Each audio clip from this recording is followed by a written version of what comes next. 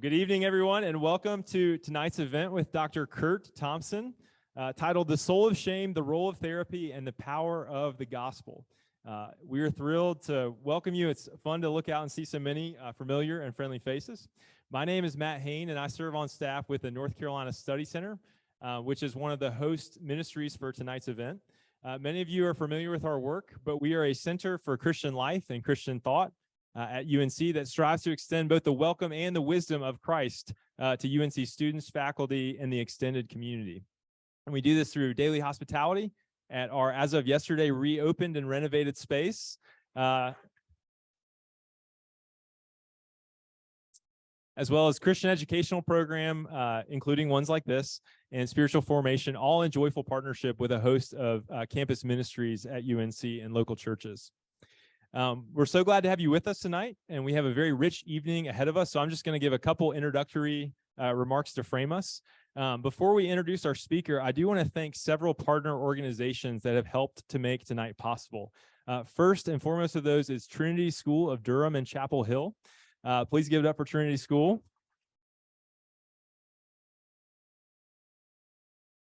So as you see on the slide to my left, if you love Curt tonight and you're like, I can't get enough, I need more, he's also speaking tomorrow night at Trinity School of Durham and Chapel Hill at 7 p.m. So there's a follow-up opportunity there to interact with Curt tomorrow. I also want to thank several of our campus ministry partners at UNC who are co-sponsoring this event, including Athletes in Action, Fellowship of Christian Athletes, InterVarsity Graduate and Faculty Ministries, Triangle Christian Medical and Dental Association, and Young Life. So let's give it up for our partner ministries.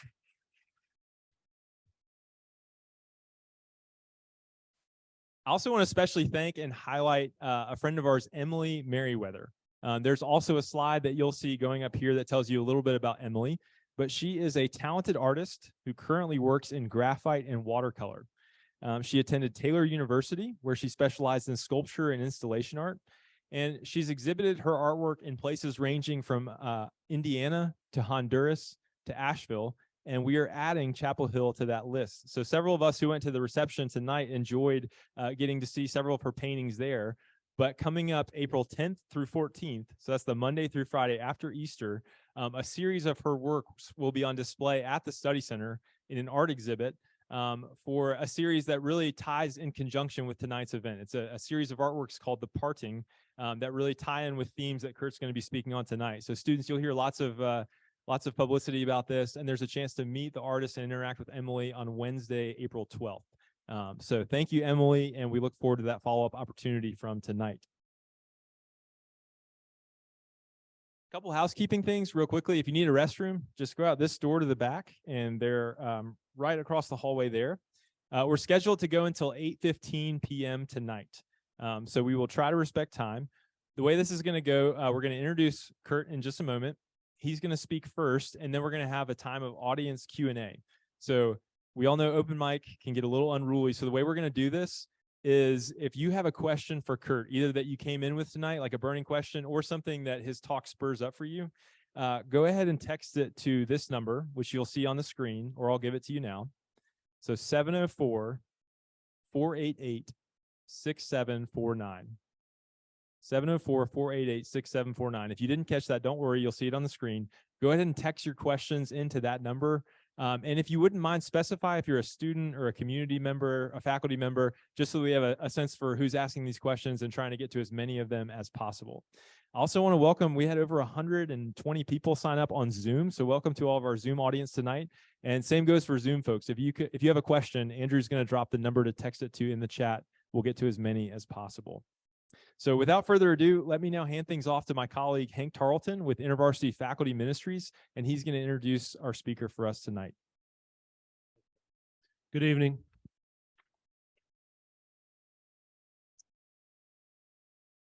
Curt is board certified by the American Board of Psychiatry and Neurology. He graduated from Wright State University School of Medicine and completed his psychiatric residency at Temple University Hospital. He is a senior fellow of the Trinity Forum in Washington, D.C., an in-demand speaker at Veritas forums and other public gatherings, and the co-host of the popular Being Known podcast. Curt's books, Anatomy of the Soul of Shame, and the Soul of Desire, speak to the innermost desires of our hearts and souls, bringing together a dialect of interpersonal neurobiology and a Christian anthropology to uncover the key to living life fully, being known. To do that, we need genuine relationships, which can only be found when we tell the whole truth about who we are to ourselves and others.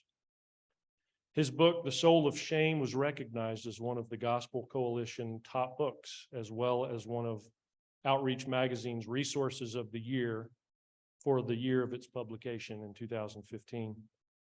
Curt's approach to therapy seeks to educate and encourage others as they seek to fulfill their intrinsic desire to feel known, valued, and connected. He understands that deep, authentic relationships are essential to experiencing a healthier, more purposeful life. But the only way to realize this is to begin telling our stories more truly. Curt's unique insights about how the brain affects and processes relationships help people discover a fresh perspective and practical applications to foster healthy and vibrant lives, allowing them to get unstuck and move toward the next beautiful thing they're called to make. Through his workshops, speaking engagements, books, organizational consulting, private clinical practice, and other platforms, Curt helps people process their longings, grief, identity, purpose, perspective of God, and perspective of humanity, inviting them to engage more authentically with their own stories and their relationships. Only then can they feel truly known and connected and live into the meaningful reality they desire to create. So welcome, Curt.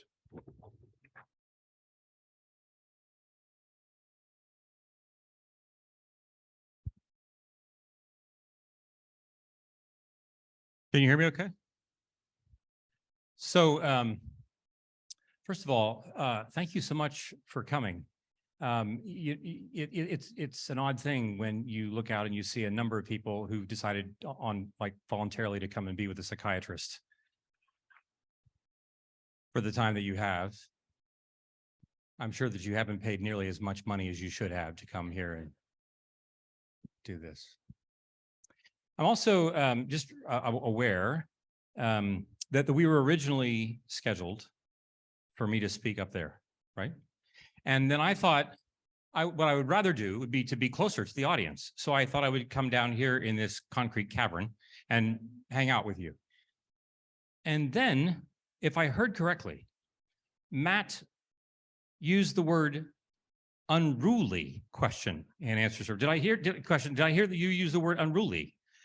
Now I'm thinking that I should go back. Is it okay to be here? It's okay. Okay.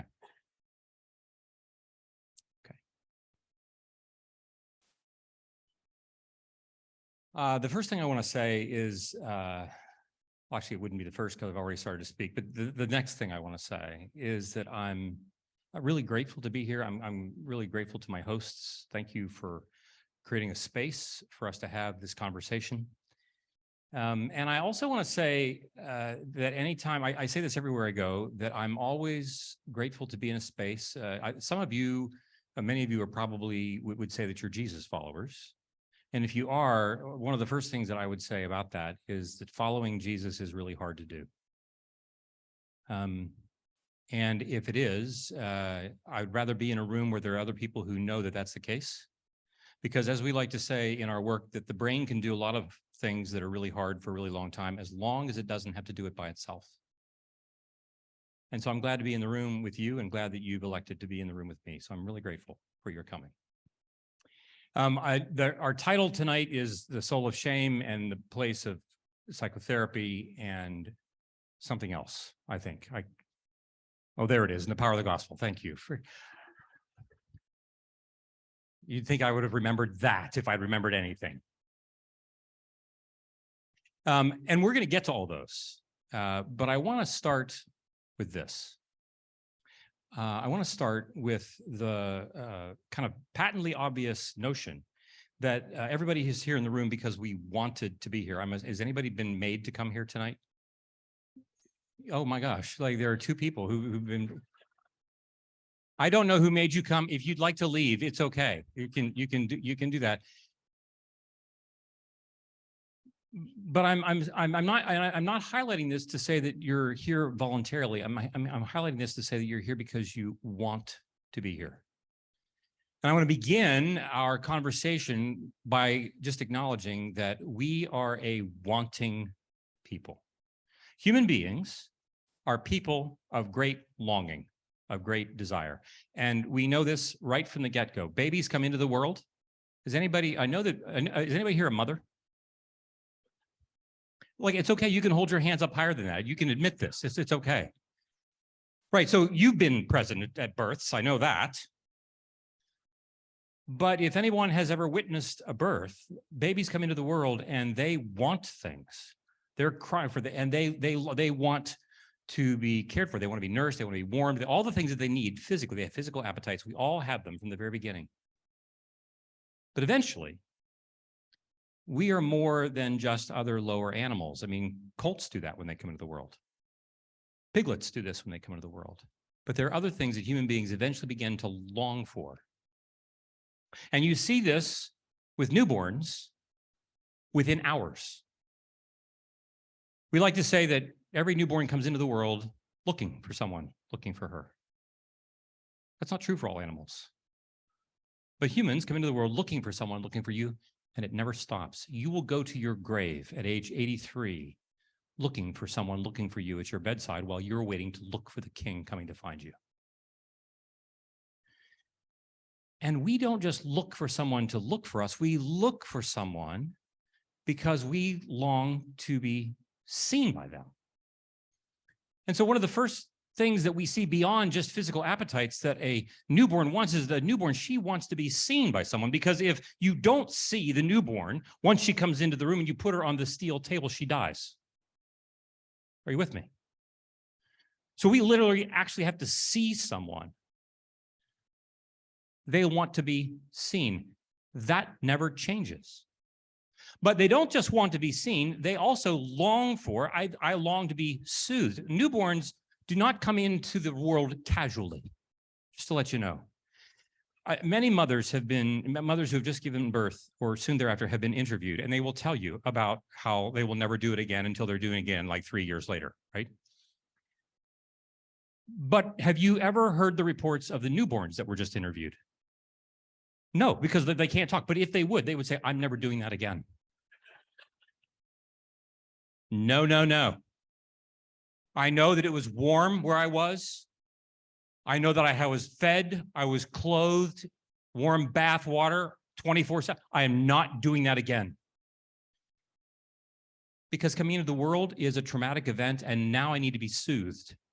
So I can't just be seen, I want to be soothed in a whole host of different ways. And that never changes. Even right now, in this room, each of us have parts of our lives that we wish we were being more deeply soothed than they are being. Whether you're a student, whether you're out of school, whether you're before, like it just doesn't matter. Like we all have parts of our stories that long to be soothed, but they can't be soothed if they're first not seen. So you with me? We're a longing people, not just appetites that are physical. We long to be seen, we long to be soothed. And what we also want to do is, like, you'll find that, once newborns turn into infants and turn into toddlers, and then they start to toddle and they go places. The next thing that they want to do is they want to just run and play and do all kinds of things. And they want to do this within the confines of a place that they would consider to be safe. Now, I just a word about the word safe and safety. I will say that it's a word that has kind of become misused and misappropriated in our culture today, because it's also kind of, if I say I don't feel safe, it's kind of a euphemism for I don't really want to do that. And so if I don't feel safe doing it, or if I don't feel safe having the conversation or whatever, I'll just say I don't feel safe. It's not a very helpful phrase in many instances any longer, but here is a way to say what we're really trying to say. We want to be comfortable and confident in the world that we occupy. This is what we want to do. I want to be comfortable and confident. And to be safe means that my parents are going to protect me from things that are outside my skin. If I'm a 2 or 3 or 10-year-old, my parents are going to protect me from all kinds of things that are outside my skin. It's important to know that even when they do their best, though, it doesn't mean that I'm not going to get hurt. It doesn't mean my feelings won't get hurt. It doesn't mean that my body won't get hurt. I can run through the kitchen, slip, fall because I cut my eye on the counter. It doesn't mean that my house is not safe. So there can be ruptures, there can be wounds, there can be all kinds of things that are unpleasant that do not constitute me being unsafe. We'll talk about what that does constitute to be unsafe, to be afraid in just a moment. But for now, we want to be safe, protected from the outside world. And here's where we're just going to stop for a moment.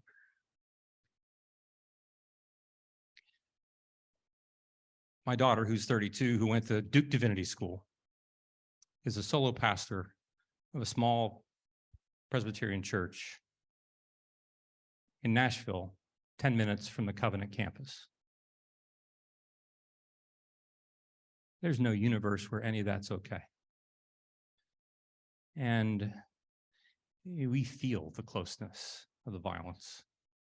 We feel how hard it is to not be comfortable and confident. We have a sense, maybe even a closer sense today than we did on Sunday, of not being able to predict that I can keep things that are outside my skin from harming me. So we're just going to name that. Is that okay? Just name that. We don't have to be afraid of it now. We need to name it. We have to be aware of it. Because here's the other thing that happens. My parents don't need to just keep me safe from things outside my skin. As it turns out, my parents also have to keep me safe from me. Anybody here ever babysat a toddler? All right, the laughter tells us, right? Because a toddler, like, look, as an adult, there are things that I will want to do that are not good for me to do. I am not always safe toward other people. I will be irritable. I will mistreat people. Look, I tell people I'm not just a sinner, I'm a professional sinner. I figure if you're good at something because you've practiced it for a really long time, you can call yourself a pro. So I'm not an amateur sinner. And so there will be things that I will do whereby which I will hurt people's feelings and I will cause them to not feel necessarily seen, soothed, or safe. I might be the perpetrator. I might be the one who creates trouble in my relationship, but I might create trouble for me in my relationship. And so my parents are not just trying to create safety for me from outside my skin, but also from inside my skin. Are you with me? Seen, soothed, safe. We are a longing, we are a hungering, thirsting people for these three things, because once we establish these three things, then there's a fourth word that begins with S. You like that alliteration? You're college students, you get this. Seen, soothed, safe, and secure. Now notice, we haven't said a word about the Bible yet. What do we mean by secure? For me to be secure, it does not mean that I am completely okay in a universe in which no harm will ever come to me. For me to be secure is this. I am secure when I know that I have been seen, soothed, and safe in order for me to be launched into a world in which I now get to take risks, in which I take the kind of risks in which I create things, in which I launch things, in which I might get my feelings hurt, in which I might get my nose bloodied, I might get my knees scratched. Things might go wrong, but when they do, I have a place to which I can return in which I feel seen, soothed, and safe in order for those things to be repaired. Are you with me?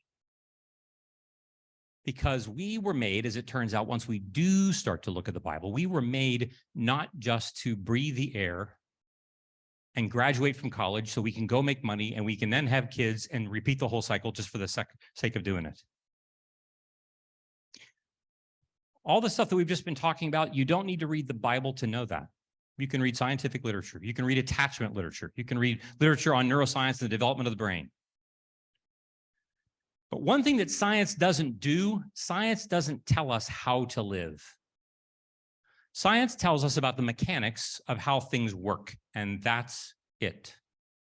It doesn't give us meaning. It doesn't give us purpose. It doesn't tell us how to live. Somewhere else, we're going to have to find out where that is. And oddly enough, if you look at the very first page of the Bible, the very first page, you start to see some things. You see, first of all, like if you really wanted to, like, you'd think if you opened the Bible to the first page, you'd think you were turning on the TV in the middle of the show. Like the show's started already. Like there's no opening credits, it just starts. And what do you see happening? You don't just hear, like, it's not like a written report about, like, here's who God is. It's not like a theological treatise. No, you open the Bible and there God is at work in the lab. That's what he's doing. He's in his studio. He's making stuff. Are you with me? So we're not told what God is. We're shown what he does. And what does he do? He's making things from the very beginning. And how does he make things? Does he come in and just start, like, angrily moving things around? No, he hovers. This is the second sentence of the Bible. For the earth was void and chaotic, and the Spirit of the God hovered as it swept over the deep. He's an artist who's hovering in his studio. It's hard to paint if you're in the middle of a hurricane. You know that. It's hard to do that. It's hard to study if you're anxious or depressed. Are you with me? If our brains are chaotic, if we as people feel like my life is chaotic, it's hard for me to create. But that's what God does. That's what the writers say. This is who God is. He's an artist. Before he is anything else, we are shown that God as a creator is an artist. And you get to the end of the first page, and we could talk an awful lot about what all that means and how he went about it. We don't have time for that. But if we were to talk about that, we get to the end of the first page, and then you say, my gosh, God is going to make human beings to be just like him. And what does that mean? It means that if we're like him, before we are anything else, we are made to be artists. No matter what we're doing, if we're driving a truck for the bakery, if we are a gardener, if we are an engineer, if we're a physician, if we're a lawyer, if we're a teacher, we are doing everything as artists. Because we long not just to be seen, soothed, and safe. We long to be secure people who go into the world, who create beauty and goodness in the world. That's God's idea of who you are to be. What do you think of that idea? Is that why I kind of dig that. I dig that idea. Like if someone, like by the time you're like 3 or 4 or 5, and so like, I want you to go to school because I want you to become the most significant artist you can possibly be. Like, I don't know how many people you like tell your kids this. They might wonder what you're talking about, but this is exactly what we're called. We're called to be artists because we're made to be just like God. We're called to make things. We think that we sometimes go to school in order to check the boxes, to then go to grad school to check the next set of boxes, so that we then go check all the other boxes and just keep checking boxes until we're dead. We're great box checkers. The challenge is, of course, that along the way of longing to be artists, we turn the page and we discover that there's a particular way in which we are intended to be artists. Here's the first way. We see that when God was artistically designing human beings in the second page of the Bible, chapter 2, God formed the man out of the mud of the earth. It's intimate, it's personal. God does not create things from a distance. He's not creating things from a distance. He's in the mud, making things. And then God breathes the breath of life into that mud form, and that mud form becomes a living being. So here's an important thing to know. One of the most important things for us to know as human beings is for us to be creatures, we are first embodied. We're first mud. Before your breath, you're mud. Like you're mud in your mother's wombs before you're breathing, because you're not breathing in your mother's wombs. First you're mud, and then you breathe after that horrid trip that you just made. Are you with me? And then God says something else just a few paragraphs later. He says, like, man, I gave this dude things to do. And like, he's still really, he looks like it's not okay for him to be by himself. I'm going to make something. Like, so like other animals. He figured like, we'll put other animals on the earth. And like, no, the elk, that's not doing it for him. Like Adam's like, yeah, like, no kidding. Like the elk, like that's not doing it for me. And then what happens? So here's an odd thing that you read on the second page of the Bible. You'd like to think, look, there's plenty of mud to go around because like he made the man out of mud. Are you with me? Why doesn't he just take more mud and make the woman? Why does Adam get a surgical intervention? Have you read the second page of the Bible lately? Like, there's no signed consent form or anything. He just, boom, general anesthesia. He's out. Here's something else to know. Acts of great creativity always involve a wound. They always involve a wound.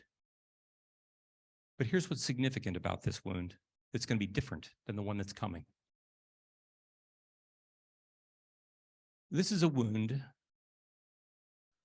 whose author is God and whose intention is beauty and goodness, because when Adam wakes up, all he has is poetry and song. No acts of creativity ever happen without great sacrifice. We live in a world in which we would like to think that we shouldn't have to suffer. I want to tell you that we read the Bible and we see God knows all about suffering because he's been in the middle of it from the beginning.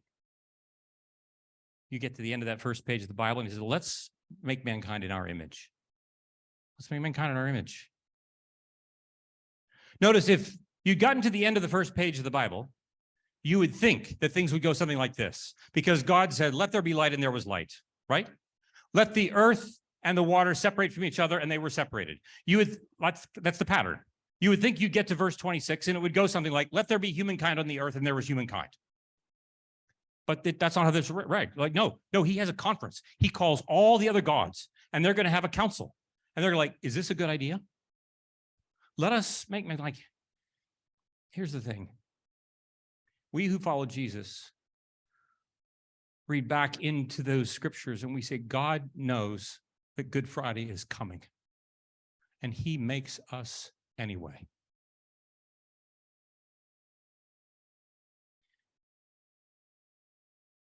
It doesn't matter how painful our life is.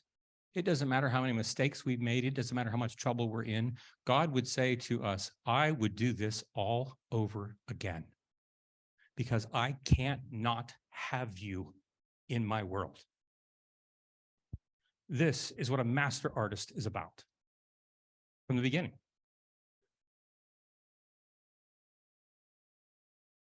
And he says it's not really going to be good for the man to be alone. He brings Eve to him, and then he sets them on the precipice of all that is beautiful and good waiting at the end of the second page of the Bible. And the man and his wife were naked and unashamed. And this is what we see, that we were made to be artists, and there are three things that we need to do that are required for great artistic things to happen that are going to be durable. The first thing that's necessary is that we need differentiation. If I want a symphony, that symphony just can't be 80 brass instruments. It's not going to help me do the symphony. I need differentiate. I need different parts of the orchestra. You with me?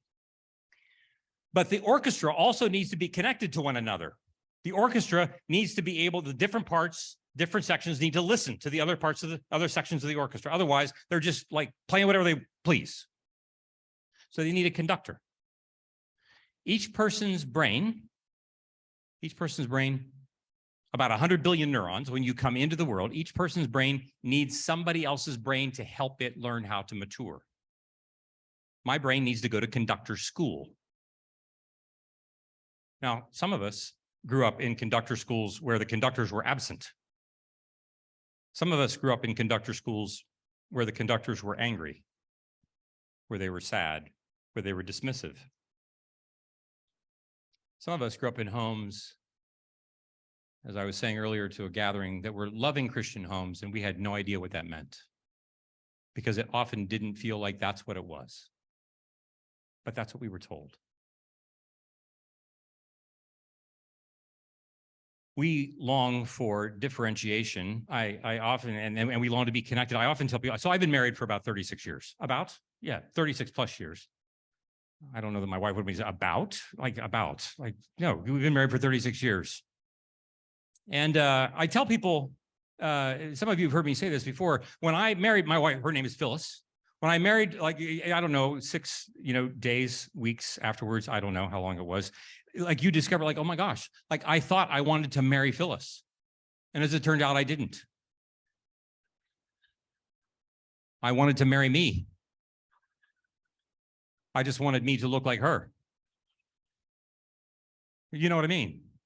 I mean, because all the things that have to do with men and women being men and women, like I wanted all that, but I didn't. I wanted somebody who looked like, who thought the things that I thought were funny, who agreed with me with everything, like who didn't want to talk when I didn't want to talk. Are you with me? Do you people go to church? I just noticed, like it looks like church because nobody's in the front row.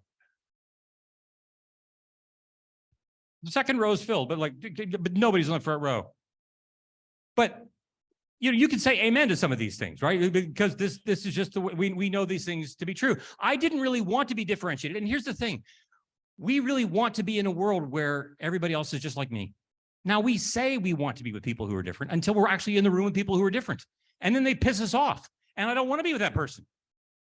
But because I'm a nice Christian, I'm not that honest with them. And so you see, for us to create, we actually have to do it beautifully and durably because we're with people who are actually different from us. But it also requires that I am going to be vulnerable. I'm going to be naked with this person. The Hebrew use of the word naked is not just about a description of their physicality. It is largely about the description of their vulnerability. I need you because I can't do life by myself. I can't come to know who I am by myself. I need you to be asking me questions, to be coming to find me. If you're not in the room, I will not know who I am. Newborn comes into the world with those 100 billion neurons.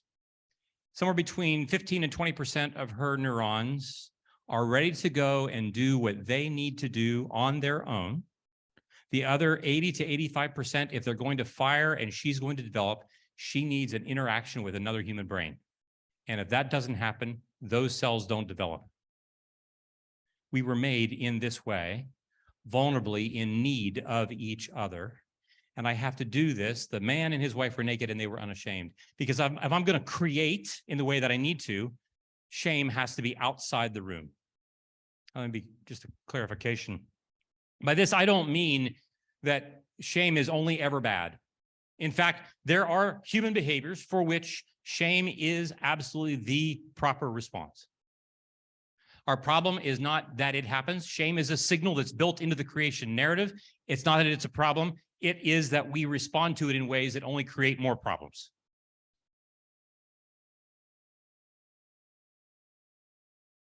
It's important to know that when we read in that beginning of that third page of the Bible that this serpent comes onto the scene and starts to have a conversation with a woman, we discover that the conversation itself is violent. He accuses her, accuses God. He accuses God directly, accuses her subtly. And the violence just spreads. And our trauma spreads. And you get to the fourth chapter, the fourth page of the Bible, now you've got a brother killing another brother. And then you've got whole tribes killing tribes and people killing people and so forth and so on. And now here we are. And we had Nashville. What are we going to do? I want to suggest that the gospel is good news for one reason in particular. And it's highlighted in this way. On the third page of the Bible, when the woman and the man were in trouble and they knew it and they were hiding, and God comes walking in the cool of the day, and what does he say? Where are you? I want to invite you to consider this. God is asking each one of us in this room tonight that question, and he's going to ask us that question a dozen times every day. Where are you? And then he's going to ask you this question: what do you want? Because those are Jesus' first words in the Gospel of John, John 1:38, the very first words that he utters in John's Gospel. He wants to know where you are, because asking where you are and then what do you want are crucial questions for us to begin to tell our story more truly. Now, most of us, because we have enough of our anxiety wrapped around our depression, wrapped around our trauma, wrapped around our eating disorder and our substance abuse and all the things that all then pack up and go to church every Sunday morning. and then come into my office on Tuesday morning.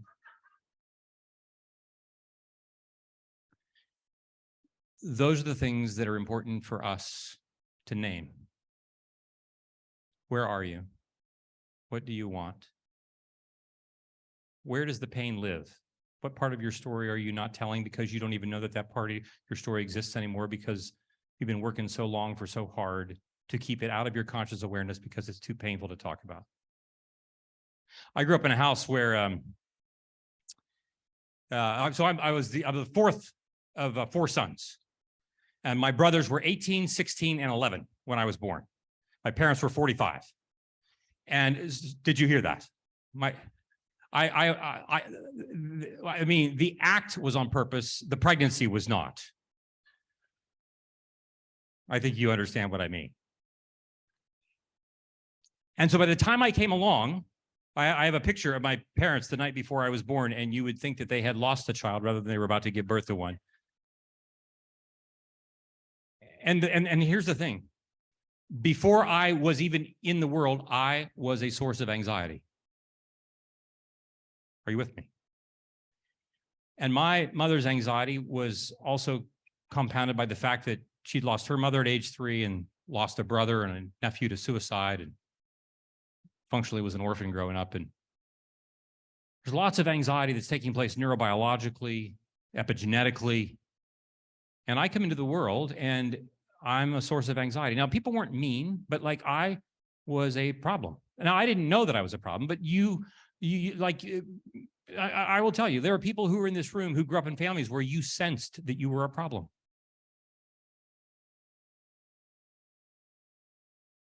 And imagine how much energy it takes to walk around containing that while you are expected to go to school and make straight A's. You can't do that. And at some point, your brain is going to get tired of containing all the anxiety from all the stuff you've been trying to pretend to be.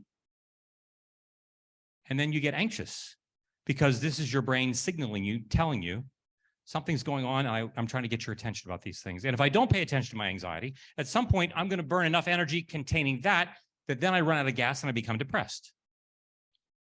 Are you with me?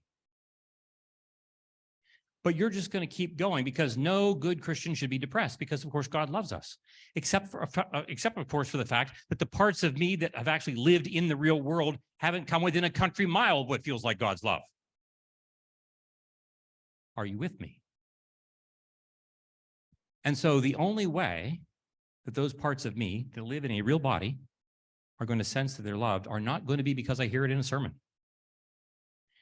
Hearing it in a sermon is not unhelpful. It is not enough. Because until I feel something in my chest, it's not yet fully real. One of the things I tell people is that there's nothing we do in psychotherapy, consultation rooms, and when we do work with these things that we call confessional communities, where we have groups of us that are working together, there's nothing that we do in psychotherapy that we're not actually doing at Safeway, that we're not actually doing at Harris Teeter or in our kitchens or in our bedrooms or anywhere else. There's not. What we do in psychotherapy that is different than anywhere else is that we are explicit about what we're doing. We name what's actually happening in the room. Are you with me? But we go all kinds of places. You've been all kinds of places today where you've been thinking things, feeling things, all that you're not telling anybody. Because if you were to tell anybody, you know what they would think, like, which is why you're not. That's right. You with the hoodie, like you like, what's your name? Madison, right? So like, and Madison, like you are everybody's spokesperson, because like if you have a pulse in the room, you have things about your story today that it would have been good for you to tell somebody, and you're not going to because you're sure that when you do, they're going to leave. Are you with me? I have to keep checking in, and here's the reason I have to keep checking in. Because I can tell you that things are happening in the room.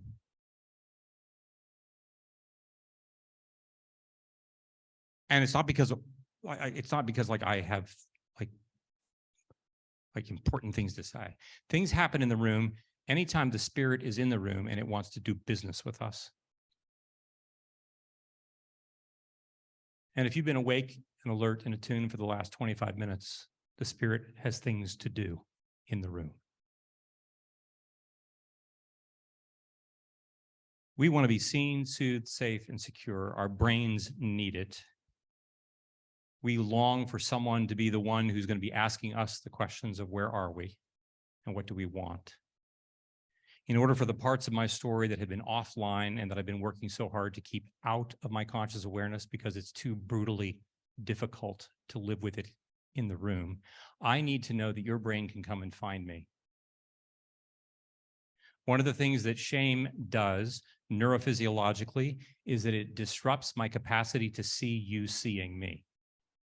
One of the things that trauma does is that it shatters not just my imagination, my capacity to understand my story, it also shatters the mechanism by which I understand my story. And I can't pick those pieces up by myself. The fact that God said on the second page of the Bible that it's not good for the man to be alone is still the case. And now when I need healing, I all the more so need someone else to help me come pick up the pieces. Yes, we do this in psychotherapy, but it doesn't need psychotherapy for pieces to be picked up. This is what the community of faith is all about. The body of Jesus is intended to be a place where we are with one another in order for us to be seen, soothed, safe, and secure in a context in which we are inviting people to take the risks of creating beauty and goodness because our traumas and our shame are being healed in that space. And I can't do it from a distance, just like God was not going to make humankind from a distance in the second page of the Bible. Just like Jesus was not going to heal a blind man in John 9 on the side of the road from a distance. He was going to come and the guy's going to like slap mud on his. Can you imagine being the blind guy? If you've read John chapter 9 recently, I'm not assuming that you have, but tonight, in between your study breaks, like go read John 9. The blind dude, like he doesn't even have a name. He doesn't like this is how unseen he is. He doesn't even get like Bartimaeus got a name. Like this dude doesn't get a name. He's minding his own business, sitting by the side of the road, just being blind.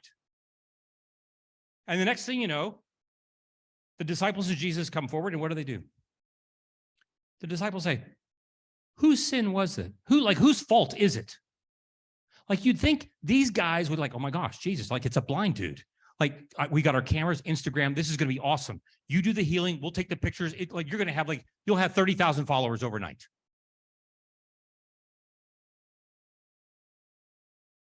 Their shame gets the better of them, and then it gets the better of the blind guy. And Jesus says, no, I need you to know, like, that's the wrong question. It's not him or his parents who sinned. He's blind. His blindness was such that the works of God might come forth in him. Here's a question for us, and then we're going to close. What are the parts of your life that feel broken?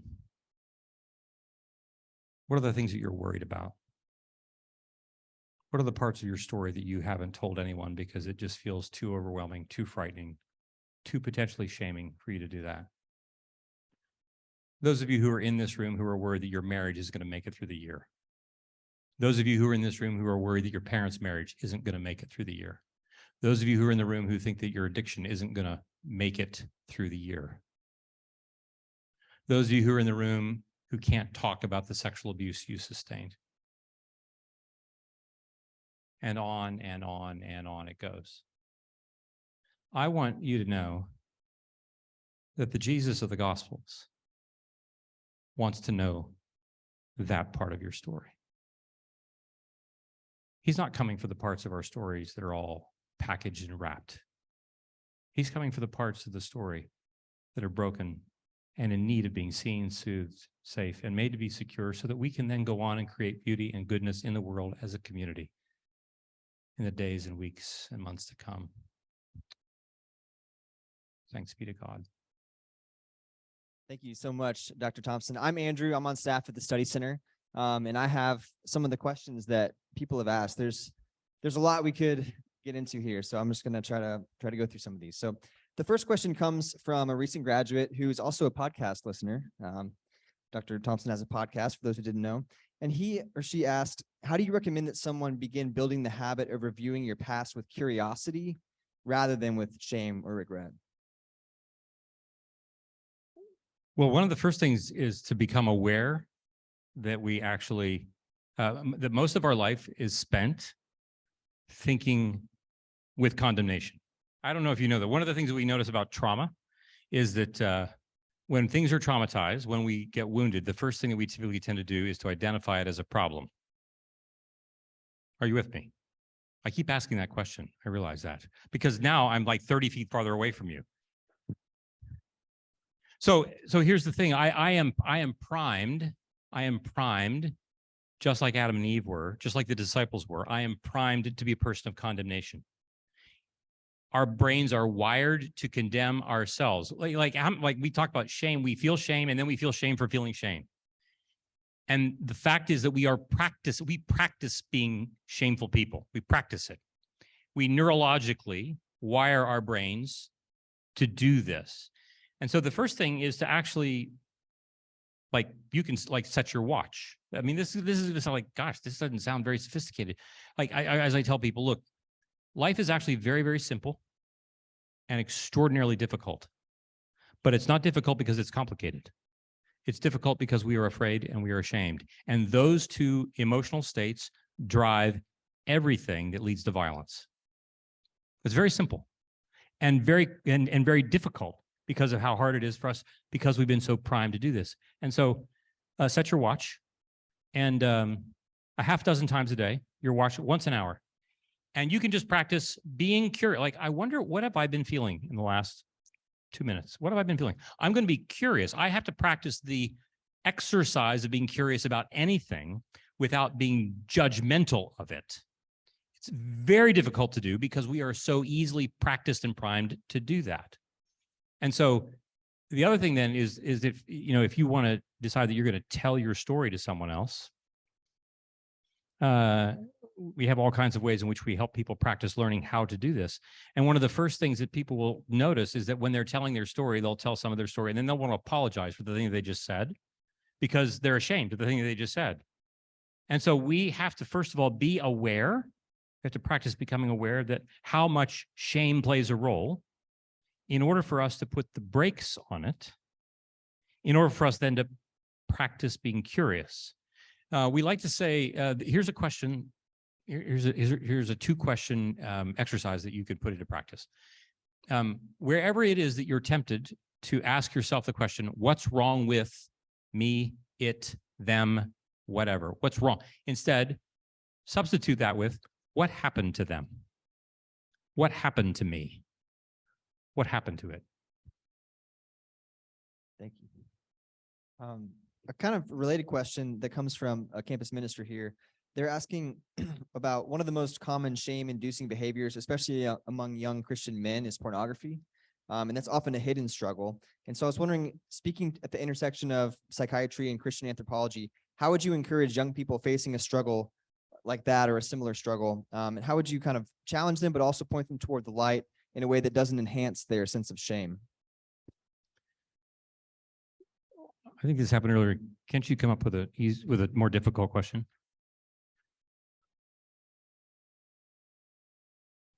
As Gerald May once wrote, we're all addicts. We're all addicts. Pick your drug.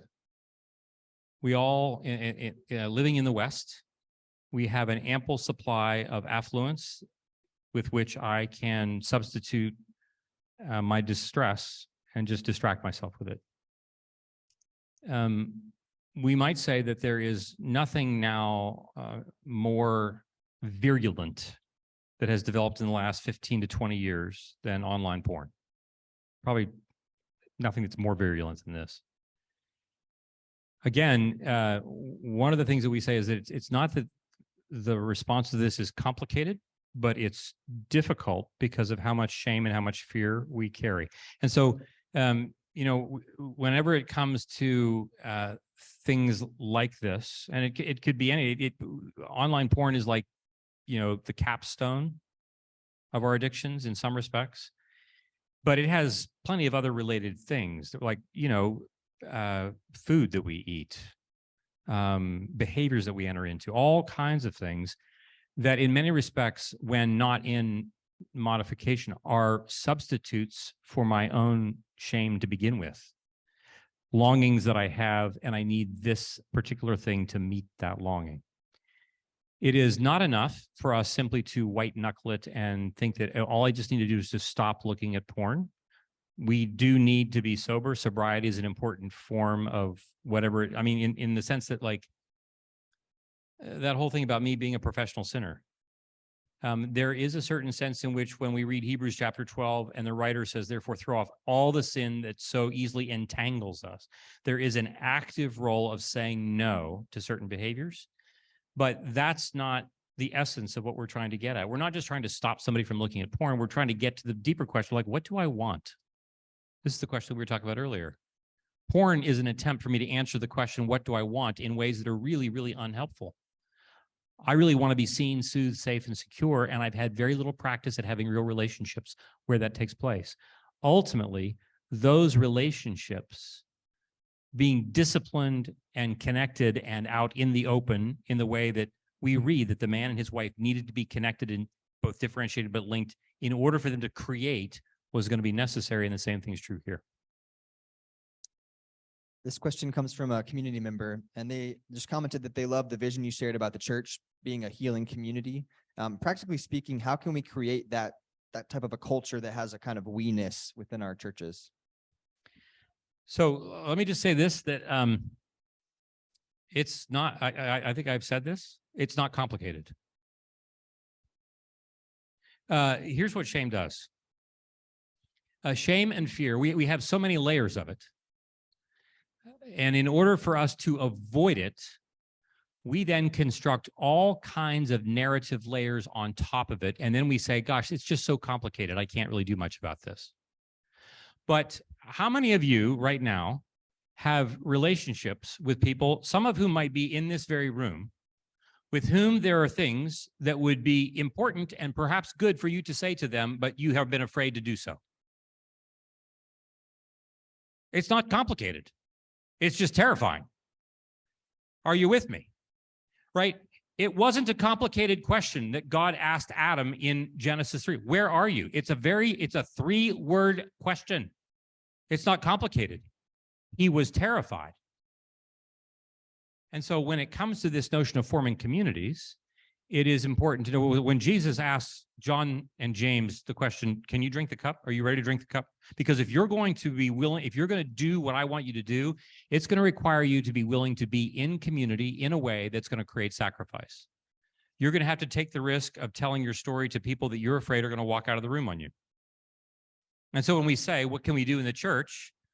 We would say, well, find 2 people. And I want you to ask them if you would be willing and they would be willing to start to tell your stories together. There are resources for this. I mean, I've written a couple of books about this. Dan Allender has written books about this. There are things that you can do to begin to do this work. And it will be hard for us to do it, not because it's complicated, not because you don't have the algorithm, not because you don't have the right set of steps to do it. It will be difficult because you will be afraid, because you have all kinds of history in your brain of what it was like growing up in a house where what you felt either wasn't going to matter or was going to be shamed or whatever that's going to be. But we in the church, I mean, this is not new. I mean, Jesus asks Peter 3 times in the church, right? In the church community on the beach in John 21, do you love me? Okay, imagine this. Imagine you're in your small group, right? 8 of you in your small group. Anybody here in a small group? Okay. Do you love everybody in your small group? No, I have one honest person here in the crowd. Right. No, you don't. And okay, imagine this. You like that person in the small group, like this coming Sunday night when you next meet, you say, Sarah, do you love me? Like, Sarah knows that the answer is, well, there is a part of me, Jane, that thinks you're an idiot, so no. But Sarah's not going to say this. Sarah's going to say, Jane, of course I do. She's going to lie to Jane. You know what I mean? This is not This is not complicated. This is excruciating. Look, the Romans had lots of ways to kill people. They could behead them, put them in front of an archer's firing squad, right? They could do all kinds of things. They crucified people, both to humiliate them and their communities, and they crucified people because it took a very, very, very long time to die. Like crucifixion, like we get it. Like this is hard to do, but not because it's complicated.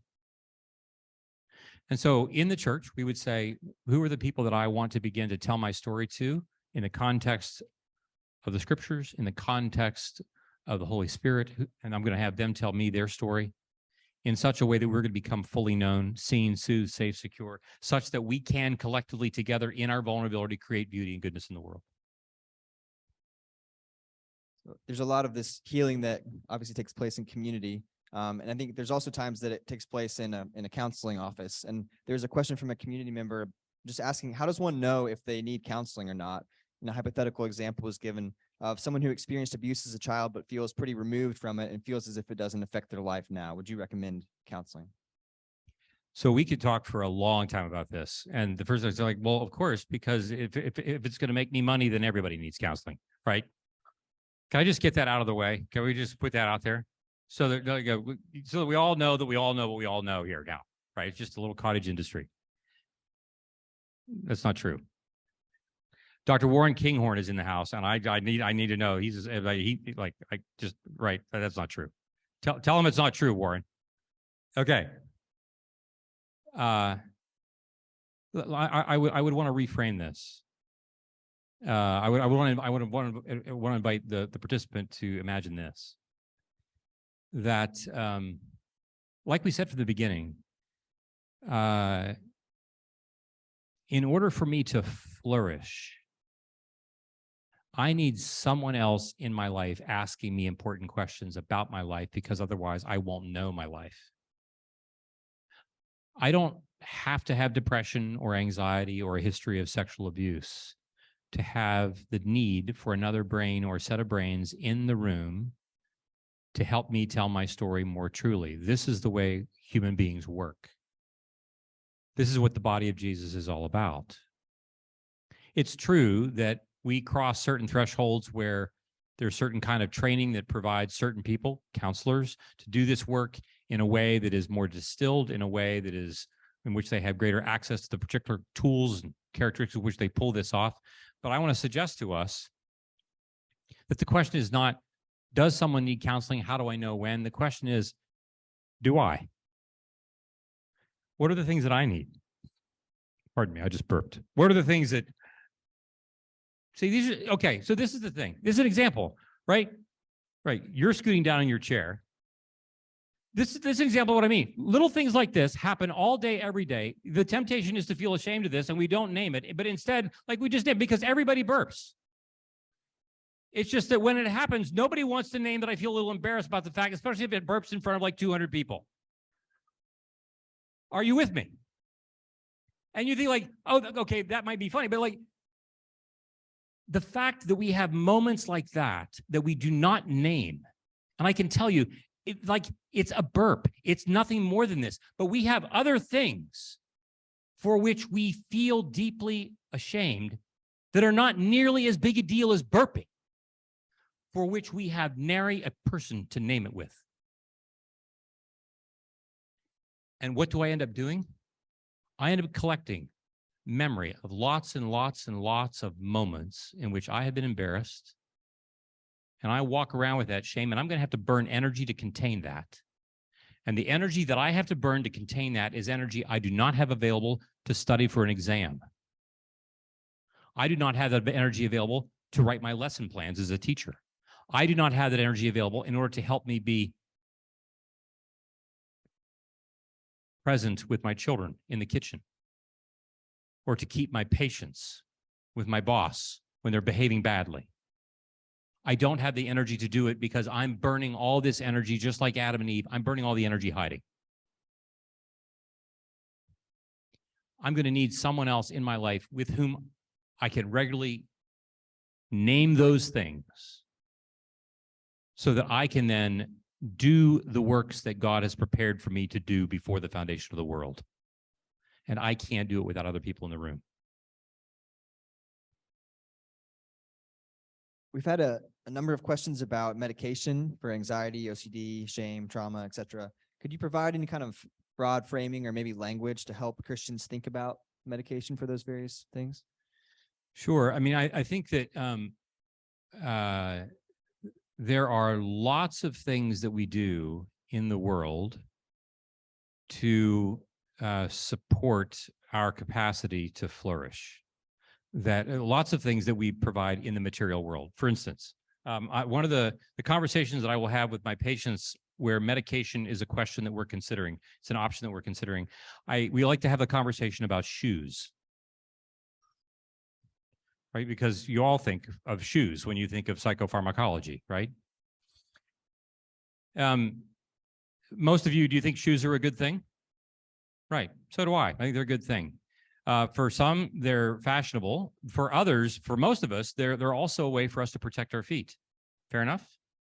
And there are some people who live in the world who choose not to wear shoes because they don't need to, perhaps where they live in some areas, and that's okay.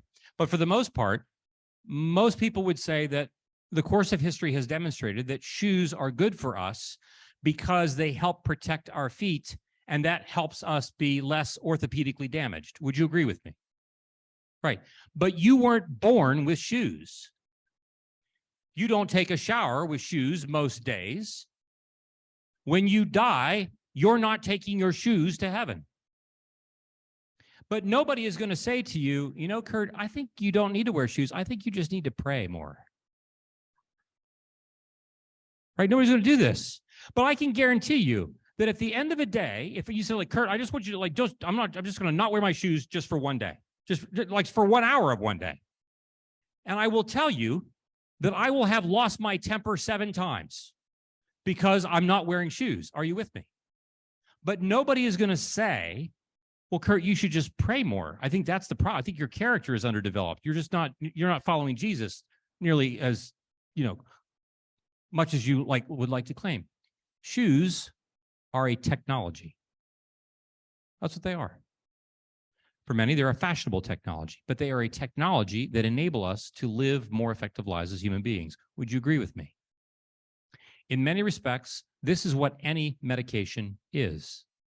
Medication is a technology that in many respects and in many instances can help us live lives of greater love, joy, peace, patience, kindness, goodness, faithfulness, gentleness, self-control. The difference between Prozac and cocaine is that cocaine does not help me bear more fruit of the Spirit. Do you disagree? Should we run a trial? But I think you get what I'm saying. And so I think that there are many, many moments when the use of medication can be very, very useful because it provides stability for the neurobiological system, because the system has crossed the threshold where it is no longer able to do on its own what it needs to be able to do.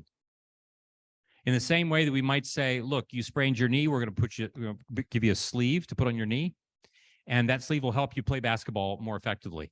Now, if you don't wear the sleeve, it's going to be harder to play. If you do wear the sleeve, it's going to be helpful. You might be a little slower, but it's still going to be helpful. But it doesn't make the sleeve a bad thing. The question is, am I going to still be able to be on the floor and do that?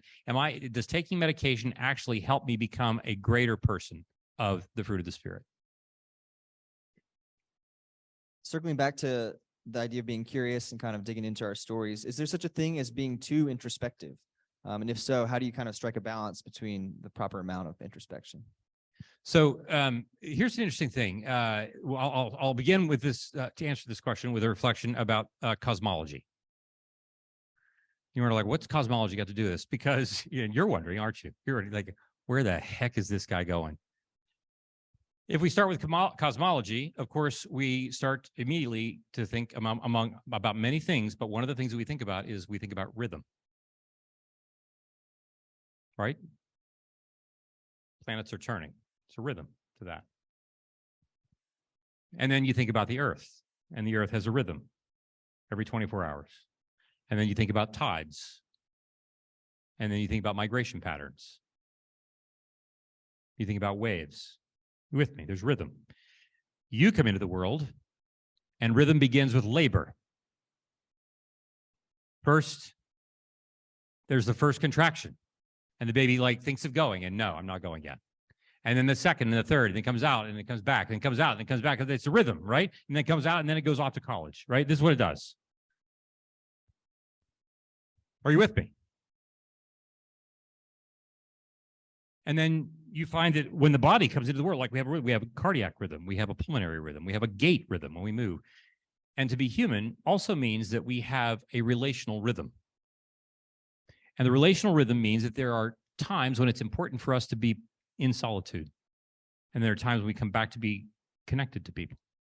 And then we return to solitude and connected to people and solitude. This is built into the fourth commandment about what it means to Sabbath. There is a rhythm to what it means to be human. When we think about being introspective, it is important for us to recognize that there is a part of that mission to be reflective about my own story that I can do internally that requires me to answer the questions, well, where am I? If you ask me the question, where am I have to think about that internally.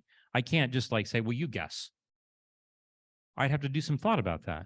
But then I would want to share that with you. And then you would ask me more questions. And so my introspection is never done by myself. I am necessary for introspection, but I am not sufficient for introspection because it's not good for the man to be alone. Just like all rhythms, why am I introspective? I want to be introspective in order for me to tell my story more truly. And we know that at the end of the day, I never am able to do that by myself. I always will need somebody else who can help me do that work effectively because I can't at the end of the day know exactly who I am unless you're in the room. I think we have time for one final question. What kinds of practices would be helpful for friends who want to tell their stories to one another, and how should we get started? So this is going to sound like just supremely mercenary. I just say right off the bat. So I have 2 books that you can buy, okay? If you haven't bought them, but you have phones, Amazon, you'll find them. So, fundamentally, I mean, if in the soul, both in the soul of shame and the soul of desire, there are some models for that about what to do, some questions to ask and things to explore. I think that, I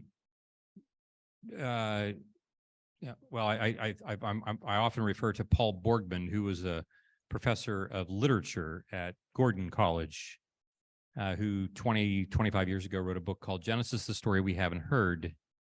And I so appreciated Borgman's work because he taught Genesis as a literature course. And in it, he explores these 3 characters, Abraham, Jacob, and Joseph. And he makes this observation that I just thought was so significant. He said, look, who knows how many people God asked to go with him to Canaan before Abraham finally said yes? We don't know because there's no story told. But we do know that when you get to the Gospels, Jesus asks any number of people to follow him who won't.